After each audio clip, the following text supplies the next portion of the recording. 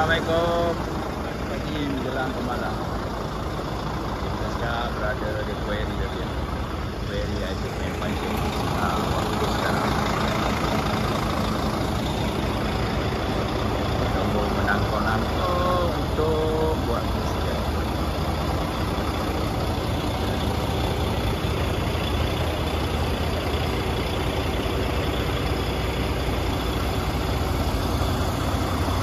Wah, no. Pakai tak berhenti tau. Tak berhenti lah. Jom terus lah.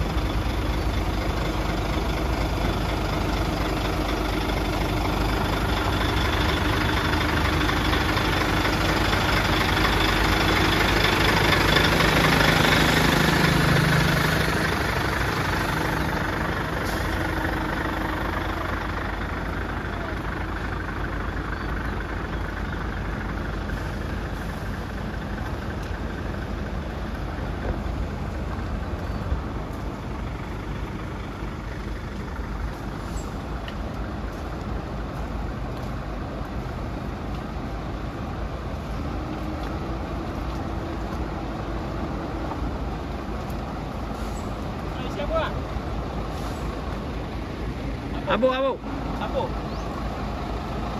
Sawa. Ya, sawa tengah ngisi tu. Ada dia ngisi galak. Dia mari ni depan-depan dah ada dah ni. Ini ada sikit.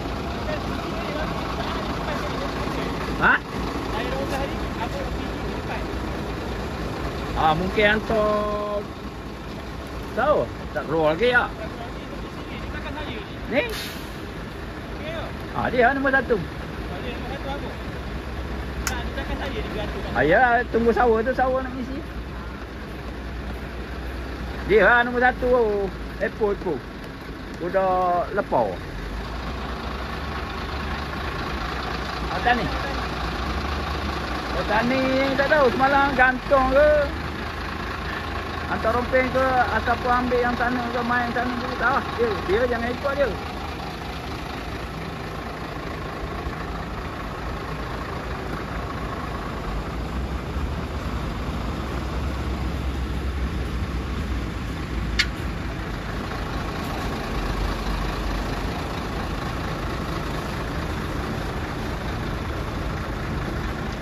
Kapten. 20 dia pun. 20. Baik. 20. 20. Bawah 50%. Lebih dah. Lebih dah. Bawah 50% ni naik mahkamah lah. Bawah 50% tu kan kau isi rata. Yalah, naik mahkamah dah. Itu kan 21 kita isi 20 lah. Mana 20? Kita 15 tan je 10%. Baru compound. Kalau 20% naik mahkamah. Ya, naik mahkamah tu. Kita bawa 10%. Isi 15 tan je. 15, 17. Itu saja. Lebih token tak bayar.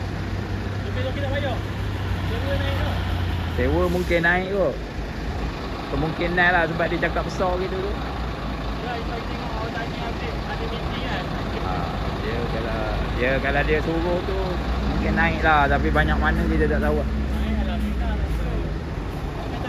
Dia kalau dia tak naik tak padan. Kita minyak 2 terik pergi ke rompeng 800. 2 terik.